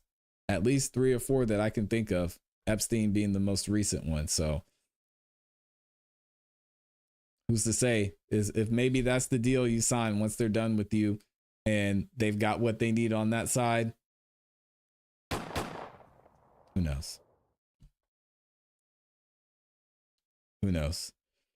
All right, last thing from Amy, and then we'll get up out of here. She says, I mean, maybe Diddy didn't settle originally because he didn't think the video would be leaked because he thought he had the only copy. That could be true. But at this, again, Amy, if you look at his homes being raided, Cassie has something and she's got a lot of something. If you look at her lawsuit, it mentions in there, he used Cassie's devices to record certain things. So if it wasn't that video, it possibly could have been another video. Cassie has stuff on Diddy. And the reason, as Bradford Cohen mentioned, that she might be painting this whole powerless narrative is because she was involved in some crazy ish. So whether it was the hotel video or something, I'm sure Cassie's got plenty under her belt, which is why, to me, why didn't Diddy just write the check? To me, there has to have been something in there that his side didn't like. Whether that she was able to write a book and continue to speak on him publicly and go on this whole Surviving Diddy tour, and he didn't like that. And maybe when they settled with the new settlement and they were actually able to destroy him and release that complaint a little bit more, then they were happy with what they got. I don't know.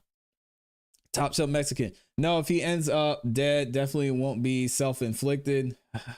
Yeah, losing everything.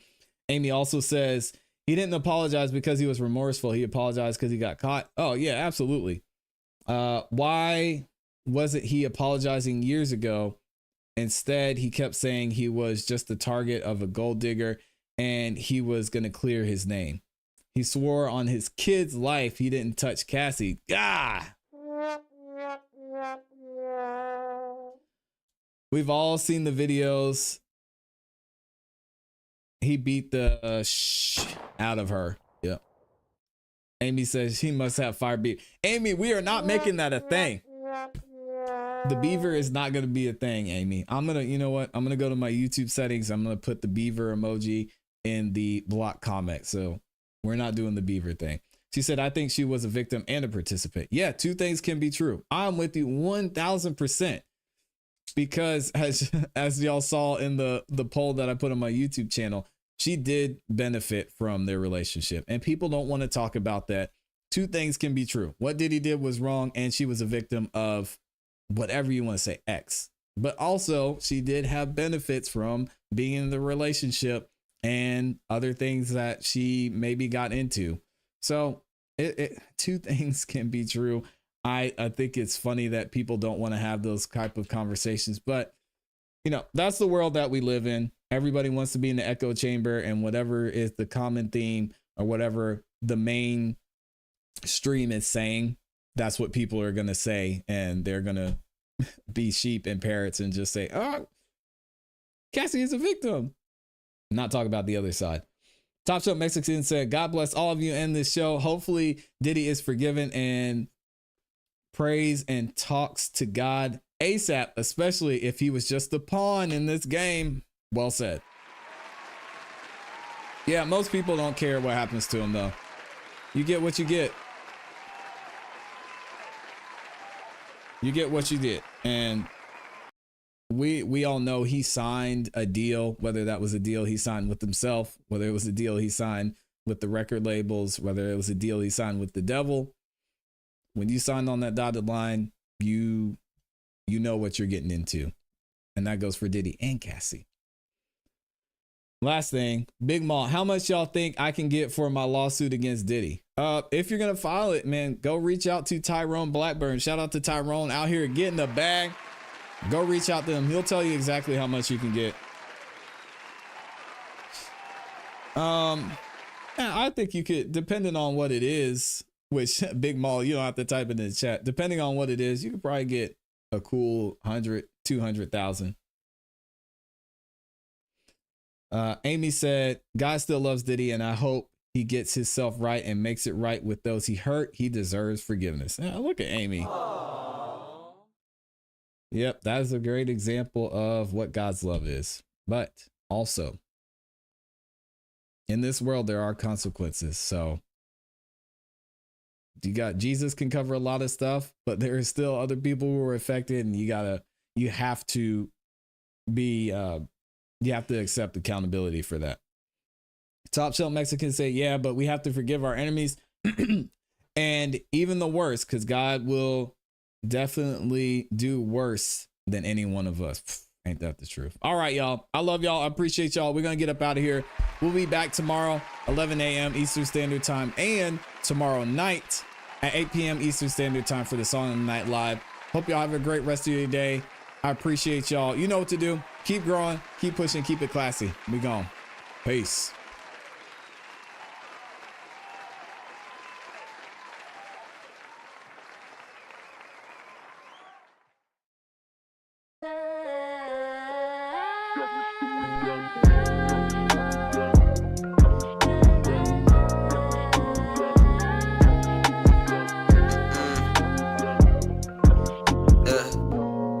I wish I had you the same way that he had you. I wish these handprints could just stay wherever I grab you. You said your body count is 3 and that's just not true. But fuck, I love it when you lie, so girl, I got you. I guess I hear you, and I hear your sigh. And when you finish talking about your man, I ask to slide. Are you crazy? Yeah, I'm crazy, you're my ride or die. This feels like perfect time. I mean, besides the fact you're hurting, that's why I'm inside. That's why I'm inside. Because your man, he just ain't worth it, he don't fit your vibe. I'm like the perfect guy. I mean, I know about everything, so we should at least try. I mean, as a guy, best friend, I see the window. It's heads off with your man, so you a widow. Was this my intent from the start? I mean a little. I mean a little.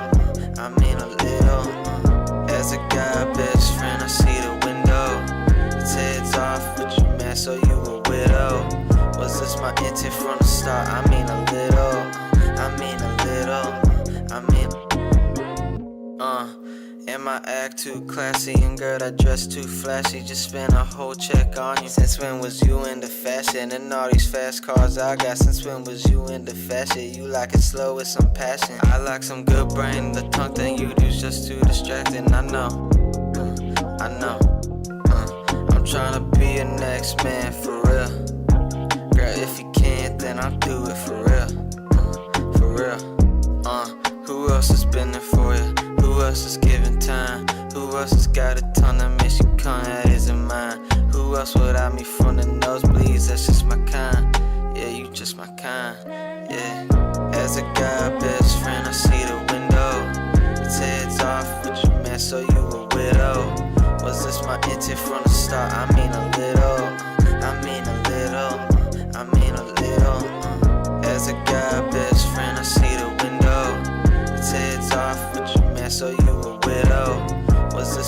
intent from the start. I mean a little. I mean a little. I mean. As a guy best friend, I see the window. It's heads off with your man, so you a widow. Was this my intent from the start? I mean a little. I mean a little. I mean a little.